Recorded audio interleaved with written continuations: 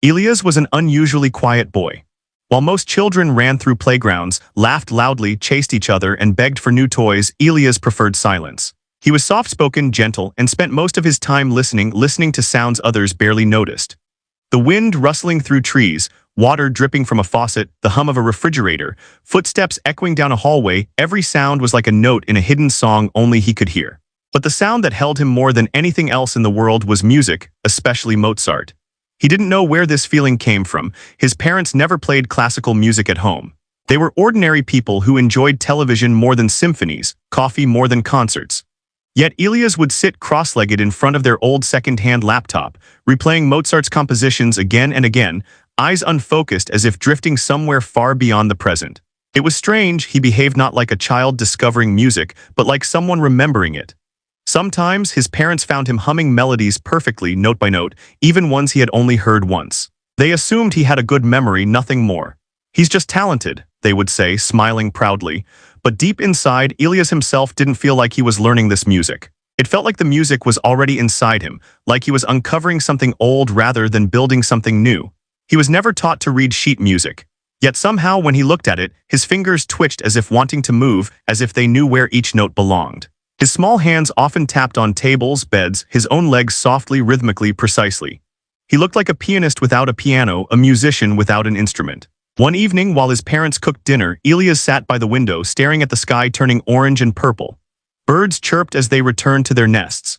He closed his eyes, and for a moment he felt a strange sensation, like a memory rising through thick fog.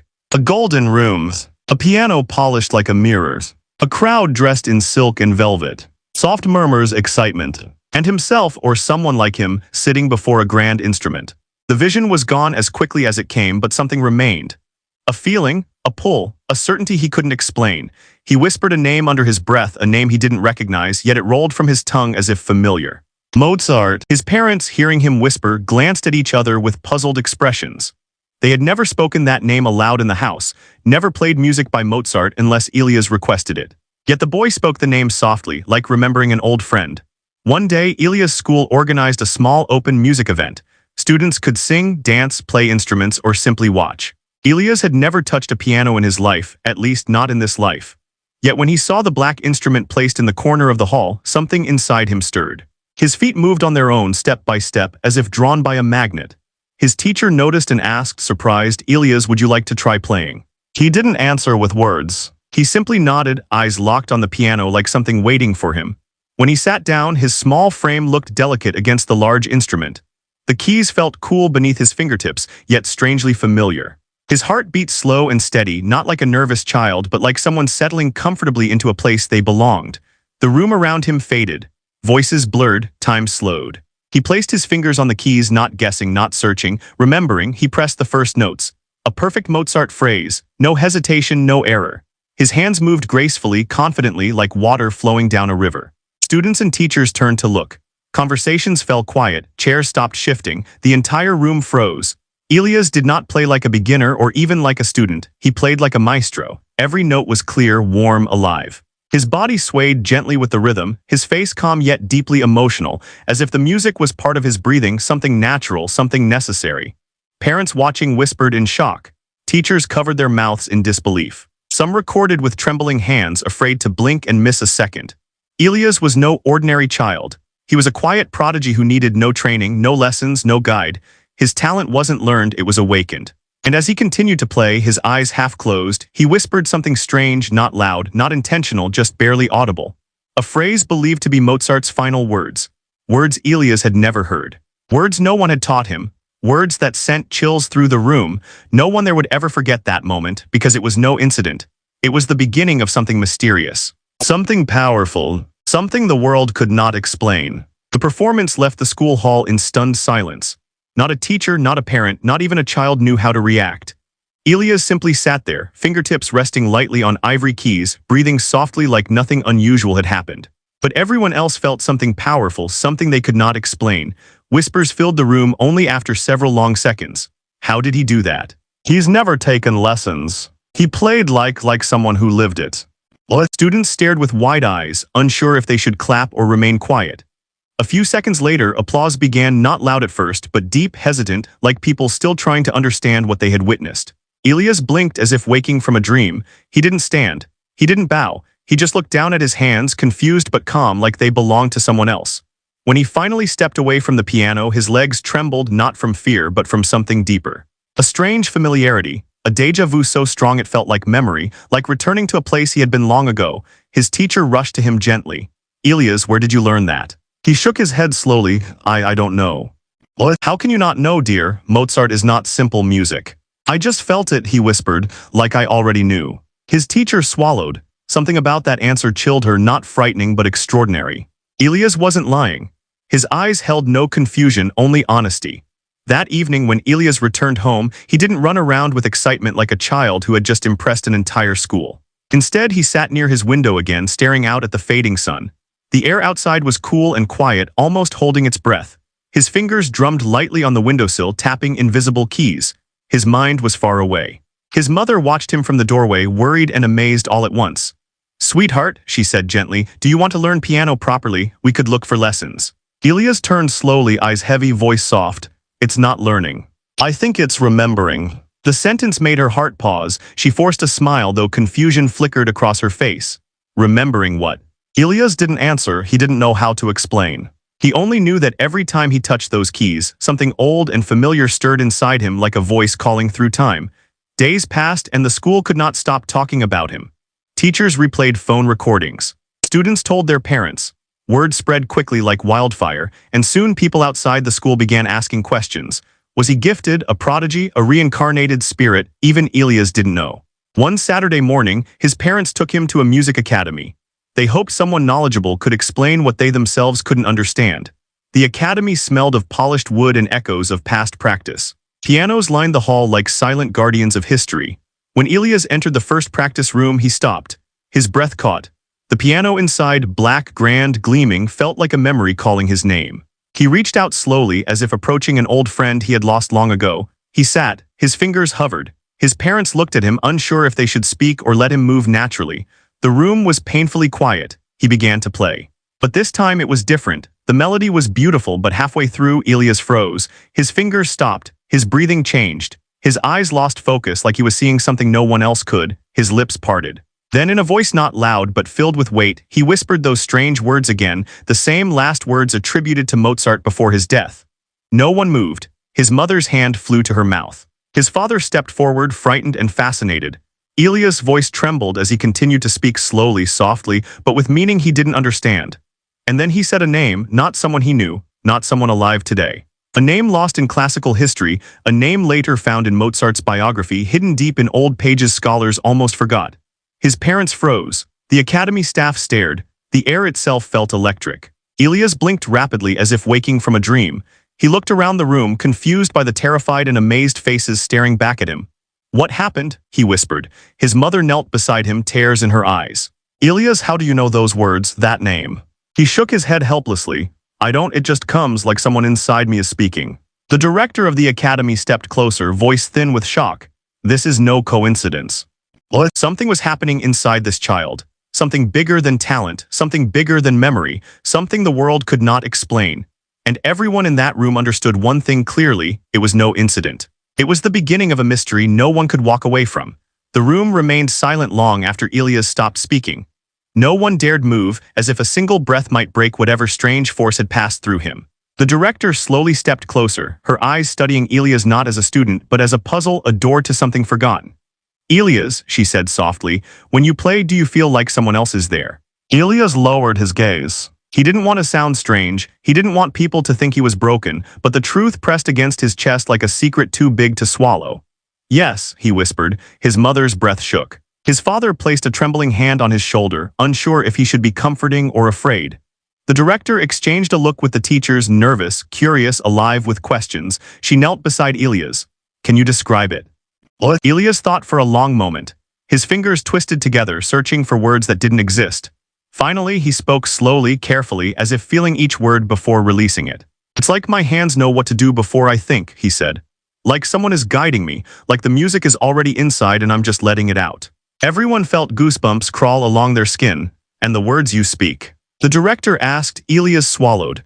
I don't plan them, they just come like memories but not mine. No one moved, no one blinked. It was impossible, and yet they believed him. The director stood and pressed her hand over her heart as if hers were beating too fast. We must test something, she said. She brought out a complex sheet of Mozart's music, one even advanced student struggled to play. Dozens of rapid notes, sharp jumps, shifting tempos, a piece most children couldn't read, let alone perform. Elias, she said gently, play this. Elias stared at the paper. The inked symbols should have been confusing to him. He never learned to read sheet music. But as his eyes scanned the page, something strange happened. The lines didn't look like symbols. They looked like instructions he already knew, like words in a language he never studied but somehow remembered. He sat again at the piano, his fingers hovered, his breathing slowed, and he began, not slowly, not cautiously. Not like someone trying, but like someone remembering. The music burst through the room with power no one expected. His hands moved faster than any child his age should be able to. Each note landed perfectly, strong, clean, emotional. He didn't just play correctly, he played beautifully. His expression was distant yet alive, like someone traveling through a memory deeper than time itself. Parents watching from the back gasped. Teachers stood frozen, eyes wide like mirrors reflecting something unbelievable. His mother held her chest, tears welling. His father took a step backwards, overwhelmed. No one breathed through the entire performance. When the last note rang out, bright, final, complete, the room erupted. Gasps, tears. Hands clapped without control, like the applause came from the heart rather than mind. People rushed forward, questions spilling out. How did you do that? Who taught you? Are you aware of what you just played? But Elias only looked at his hands. He turned them over slowly, staring as if they belonged to a stranger or to someone from another time. He whispered, voice shaking, I feel like I've played this before. The director, trembling, wiped her eyes. You shouldn't know this piece. It took me years to learn and I still cannot play it perfectly. What? Elias didn't know whether to feel proud or frightened. The gift inside him felt beautiful, but also heavy, like carrying a history not his own. Whispers spread beyond the academy like wind over open fields. People online shared videos of the performance. Music experts, historians, even neurologists wanted to meet him. News stations called. Reporters waited outside the academy gates. The story traveled across cities, across borders. An 11-year-old boy plays Mozart like a master. A child repeats Mozart's final words. A name lost in history spoken through a boy. People argued, was it a miracle? Reincarnation, genetic memory, spirit possession, genius. No one could explain, but Elias didn't care about theories. He only cared about one thing, the feeling. That strange, powerful connection that awakened every time his fingers touched those keys. He returned to the piano late that night when everyone had gone. The academy hall was dark except for a single lamp casting soft, golden light. He sat and let his fingers rest on the keys like a heartbeat. He whispered to the empty room. Who are you inside me? And slowly, like a breath crossing centuries, he began to play again, soft and aching like a whisper from the past. Little did he know. The name he spoke earlier would soon unlock a truth buried deep in history. A secret tied directly to Mozart's final moments on Earth. Something was coming, something no one was prepared to believe. In the days that followed, Elias' name spread through the city like a spark traveling through dry grass. Newspapers printed his story. Blogs debated whether he was a miracle or a mystery. Videos of him playing reached thousands, then millions. People who had never cared for classical music suddenly found themselves replaying clips of a young boy with calm eyes and a memory that did not belong to him. But while the world started buzzing louder, Elias grew quieter. He could feel something inside him, something old, something stirring every time he touched the piano keys. It was not just talent, it was memory. Something familiar lived beneath each note he played, like footsteps he was following from long ago. And the name he spoke, the one that startled everyone, was not forgotten. Teachers researched it, historians dug through books. They eventually found it, written in fading ink in one of Mozart's old letters. Johann Reiser, a musician, friend, and rumored secret collaborator, rarely mentioned in public history. A man who disappeared mysteriously near the end of Mozart's life. That was the name Elias spoke. The discovery spread like shockwaves through the academy, a name buried for centuries, uttered by a modern child who should never have known it. Something beyond logic was happening. One evening, the academy arranged a private test. Just Elias, his parents, a few experts, and the director. They wanted to see if he could repeat the words he spoke before, but this time intentionally, not unconsciously. Elias sat before the same grand piano as last time.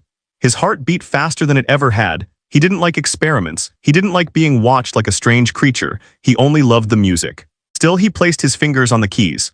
The moment he touched them, the room changed. Air thickened. Everyone felt it, though no one could describe it. Elias' eyes softened, distant, like someone looking through a window into another century. He began to play, not powerful, but slow, gentle, almost like breathing. Halfway through the piece, his hands paused, his pupils dilated, his lips moved. And this time the words were clear: "I am not finished." Everyone froze. His voice did not sound like a child's voice. It sounded layered, deep, with something ancient beneath it. Before anyone could speak, he whispered again, shaking slightly, "Johann, I never left you." What? His mother dropped to her knees, hands covering her face. His father stepped forward quickly, fear and wonder battling in his eyes. The director trembled, gripping a chair for balance. A historian in the room turned pale, almost fainting.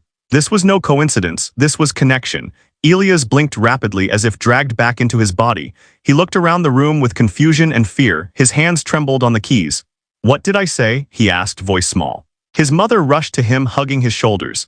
"Sweetheart, you said his name again. You spoke sentences, words you couldn't know, words from another life." Elias' breath shook. He pulled back enough to meet her eyes. "Why does my voice change?" He whispered. "Why does it feel like someone else is thinking inside me when I play? I'm not alone in my head." No one had answers. Later that night, Elias couldn't sleep. Moonlight spilled through his window like silver water, touching the floor softly. He sat up, heart heavy, mind racing. The name Johann Reiser echoed through him like a distant call. He got up quietly, barefoot, and walked to the academy practice room. It was dark, but he did not turn on the light. He sat at the piano, his shadow small against the instrument. His fingers hovered, trembling not from fear but from recognition, like his body already knew what to do next. He played again. This time the music was different. Not Mozart, something older, something incomplete, something aching to be finished. It flowed through him like a river, remembering its path. Tears fell down his cheeks without him understanding why. His breathing became music. His heart became rhythm, and then something impossible happened. The name spoke itself from his lips again, but this time followed by more. "Johann, we were not finished. The last movement still waits." His voice was not lonely. It sounded like two voices layered, Elias and someone else. A memory, a ghost, a past life. No one could say. He lowered his hands slowly, the final note trembling in the dark. He whispered into the silence, "Am I him? Or is he inside me?" That night, even after he returned home, he felt someone lingering in his mind, not frightening, not harmful, but present. A shadow made of melody. A life made of music. A voice that once faded with death, now breathing through a child's fingertips. And the world had no idea. This was only the beginning. Because soon, the final truth behind the name Johann Reiser and Mozart's last unfinished words would come to light. And it would change everything. From that night forward, Elias was no longer just a child who could play Mozart. He became a mystery waiting to be solved, a living thread tied to a forgotten past. The name Johann Reiser echoed in every conversation around him, whispered by historians, debated by musicians, studied by scholars. His parents watched closely, frightened yet deeply protective, while the world pressed closer with questions they could not answer. Experts began requesting meetings. Some wanted to run tests on his memory, others wanted to understand how a child could play pieces he had never learned. Cameras waited outside the academy. Journalists camped outside his home. His family refused interviews, but rumors only grew louder. People wondered, was Elias Mozart reborn? Was Johann speaking through him? Or was this something beyond understanding? The academy director arranged a research team, not out of exploitation but deep responsibility. She believed Elias' gift deserved understanding, not fear. So meetings were held privately in quiet rooms where Elias could speak freely without pressure. Yet every time someone asked him how he knew the music, how he spoke those words, Elias answered softly, "I don't learn it, I remember it." It was the truth, but nobody knew what to do with it. One afternoon, a historian named Dr. Keller visited Elias. She was elderly, soft-spoken, carrying an old leather notebook filled with Mozart's letters.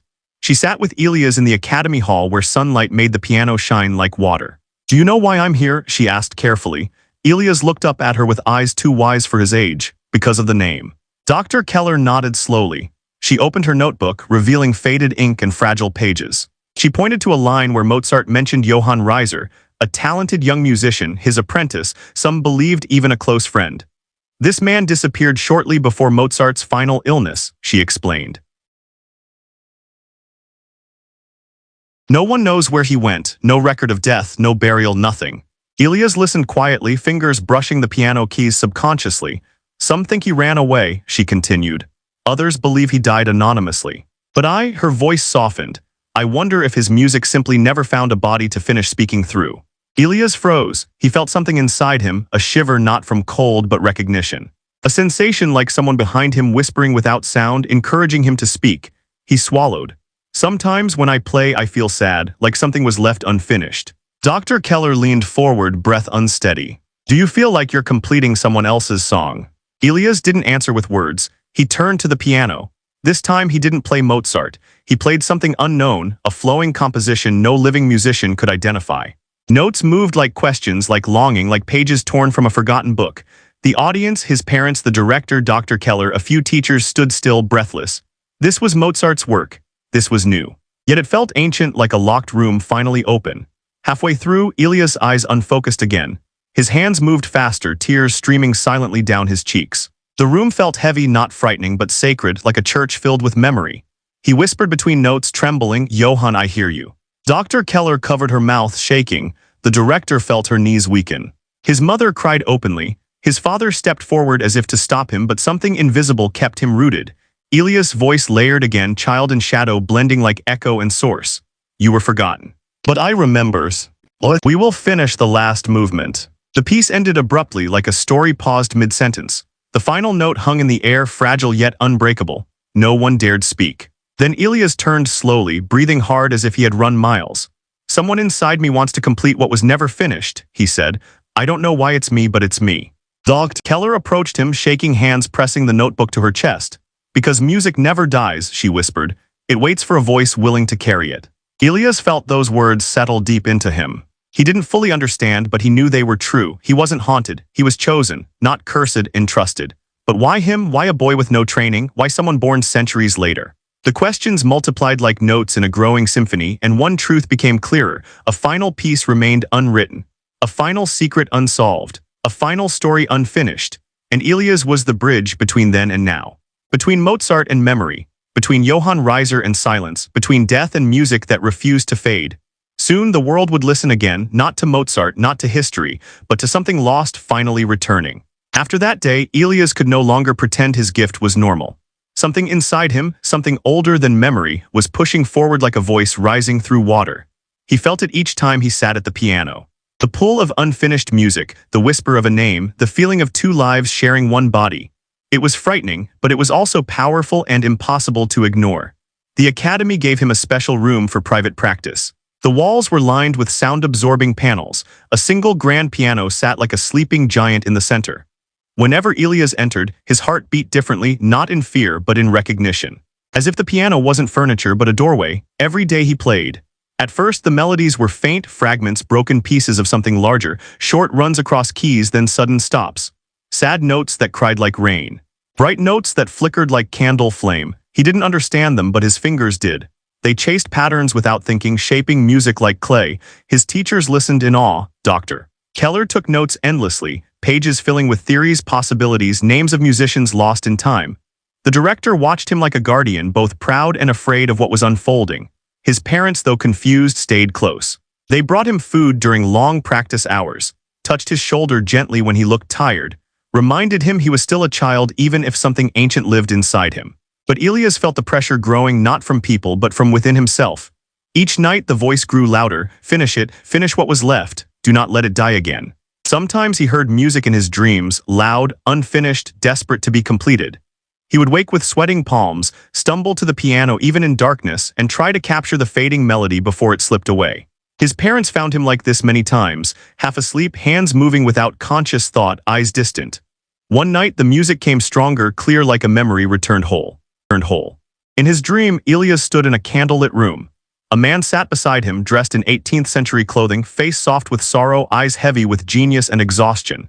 Elias didn't know his name, yet he knew it completely. Johann Reiser. He looked at Elias not with confusion but with recognition, as someone greeting a friend long separated by time.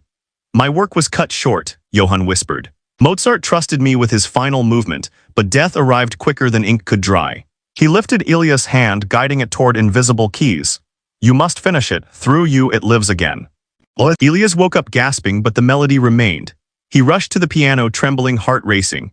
His fingers hovered only a second before sliding into motion, fast, urgent, alive. Notes spilled like rain, strong and unstoppable. He wasn't guessing, he was remembering. This was no creation, it was continuation. His parents woke from the sound and ran to the practice room. The door stood open.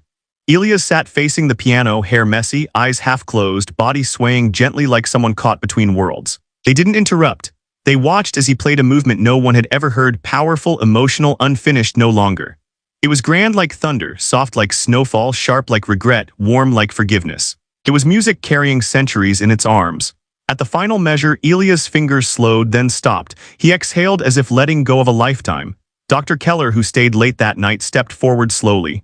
"It's him," she whispered. "Johann, he's speaking through your hands." Ilya's blinked at her, voice barely a breath. "I know." His mother knelt beside him, tears in her eyes, not from fear but pride and heartbreak all at once.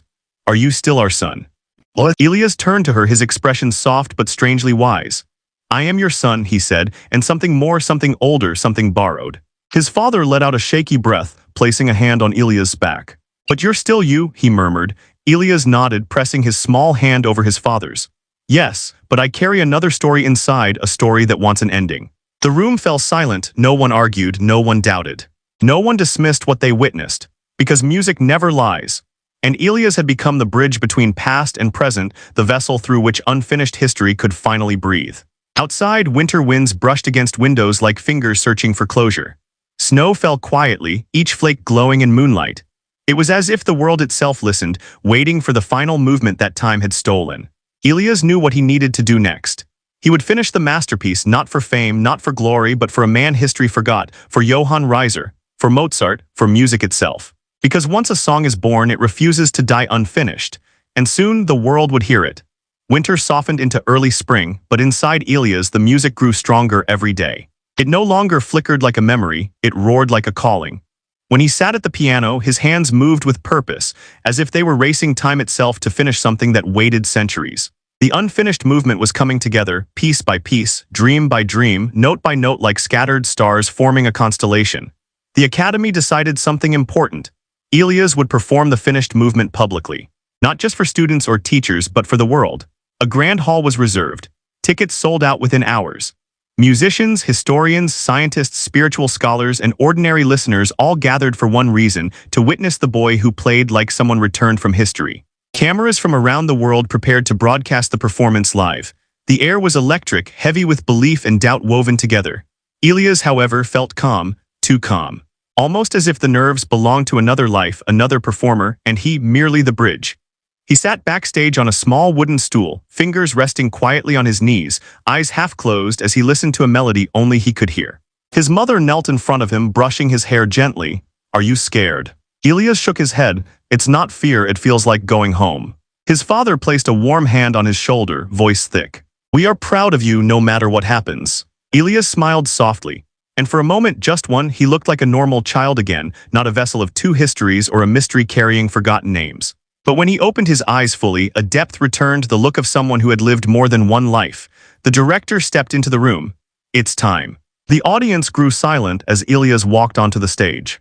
Lights dimmed until a single spotlight followed him like a moonbeam. Thousands of eyes watched, some hopeful, some skeptical, all spellbound. He sat before the grand piano, just like the first time. He didn't think, he remembered. The first notes were soft, trembling like footsteps entering a cathedral. People leaned forward instinctively. The music carried sorrow, then rose with warmth like a wound slowly healing. Ilya's hands moved with grace beyond childhood, guided by something ancient, something alive. Halfway through the performance, the air changed. Ilya's breath deepened. His back straightened. His expression sharpened, not childlike but mature, as if another presence settled through him like light filling a room. The melody swelled, grand, powerful, heartbreaking. Tears streamed down faces in the audience, though they did not know why. Something inside the music spoke without words, telling a story of a man who died too soon, of notes left unfinished on a desk, of friendship lost to time, of a legacy forgotten. Ilya's voice trembled out suddenly, not shouting but strong enough to echo. Johann Reiser. No one moved. His fingers flew across the keys, faster, brighter, desperate. A storm of sound collapsed into pure beauty. Something inside him broke open, pain, relief, memory, all released like birds freed from a cage. And then, in a voice layered with two lives, he spoke again. "We finished together." The hall shook with emotion, teachers sobbed. Musicians held their faces. Scholars who doubted now stood frozen in belief. Somewhere in the audience, Dr. Keller wept openly, notebook forgotten on her lap.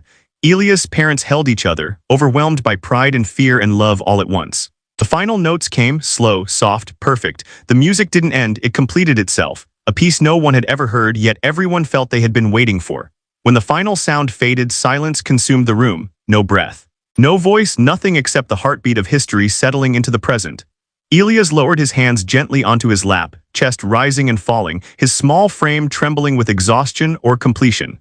And then, the world erupted. Applause thundered through the hall like a storm breaking open the sky. People rose to their feet, shouting, crying, clapping with every ounce of emotion inside them. Cameras flashed like stars. The stage shook from the collective praise of thousands. But Elias didn't see glory, he felt peace. A peace that did not belong to a child but to a soul finally finished singing. Johann Reiser's story was complete. Mozart's final notes had found a voice. And Elias, the boy who remembered, was free. Yet something lingered in the air, gentle as a fading whisper. This was not the end, because the world would now ask, where does such memory come from? Can music cross life and death? What else waits to be remembered? Only one chapter remained. And the truth in that final chapter would leave the world changed forever. When the applause finally faded into a softer wave of sound, Elias remained seated at the piano. His fingers rested gently on his knees, his breathing slow, his eyes half closed as if he were listening to something beyond the hall, perhaps even beyond time. The warmth of lights painted his hair gold, and for a moment it looked as if two shadows rested behind him instead of one. A boy and a memory. Slowly he stood. The audience remained standing not because they were told to, but because no one dared to lower themselves before the child who had carried centuries in his hands. Elias bowed deeply, humbly, and the applause surged again like a wave crashing onto shore. Cameras flashed, people cried without shame. The director covered her mouth, shoulders shaking. Dr. Keller pressed the sleeve of her coat to her eyes, knowing she had just witnessed something history books would struggle to explain. His parents made their way toward the stage, fighting through crowds, trembling with pride and disbelief. When they reached him, Elias stepped into their arms, small again, fragile again, human again. His mother held him as if afraid he might fade like a dream. His father placed a protective hand over his head, whispering, "You're home. You're ours always." Elias smiled, a soft, tired smile, because he understood something important. He was not two souls fighting. He was one soul carrying a memory, a messenger, not a vessel. Later that evening, after handshakes and interviews and endless admiration, he sat quietly backstage with Dr. Keller. She placed her notebook beside him. "You completed it," she whispered. "A piece lost for over 200 years, finished by hands that were never taught." Elias touched the keys of a smaller practice piano nearby lightly, gently. "It was never mine alone," he said. "I just helped it come home." Dr. Keller nodded slowly. "Do you still hear hymns, Johann?" Elias paused. He looked down at his hands, small, delicate, but steady now. "No," he whispered, "not like before." "Because the story has ended?" she asked. Elias thought for a moment, listening to the silence around him. "No," he said softly, "because now the story belongs to the world, not just inside me." Outside the hall, wind moved like breathing, soft and steady. Snow from previous days had melted, leaving only thin glimmers of what once covered the earth like a blanket. People walked the streets still speaking his name, still replaying his performance on phones and screens and in their minds. But Elias walked quietly beside his parents, holding their hands, not needing crowds or cameras to feel fulfilled. He already completed what was asked of him. Days passed, then weeks. The world discussed him endlessly. Articles, interviews, documentaries. Some called it reincarnation, some called it spiritual memory. Some claimed coincidence too perfect to be coincidence. But Elias did not chase answers anymore. He had peace, the greatest answer of all. One night, weeks after the performance, he returned to the academy alone. The building was dark and silent. He sat at the grand piano, not to summon voices, not to finish forgotten pieces. Just to play. He placed his fingers on the keys and let a gentle melody spill out, new, soft, filled with warmth like morning sunlight on cold earth. Not Mozart's, not Johann's, his. The music drifted through the hall like fresh air, clean and calm. Every note carried gratitude for the past that guided him, for the present that embraced him, for the future that he could now create freely without weight. He whispered into the quiet, "Thank you." A warmth passed through him, not a voice, not a presence, just a feeling. A goodbye without words. A memory settling like dust in sunlight.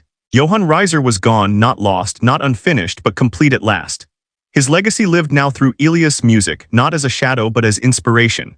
And Elias would go on to write his own story, not as a prodigy possessed by history, but as a musician shaped by it. Because some gifts come from the mind, some gifts come from talent, but some gifts come from time itself. And Elias had carried all three. The world would remember him not just as the boy who played Mozart perfectly, or the child who spoke a forgotten name, or the vessel for a melody lost in history, but as the one who proved something beautiful. Music never dies, it only waits, until a heart arrives strong enough and gentle enough to carry it home. Gentle enough to carry it home.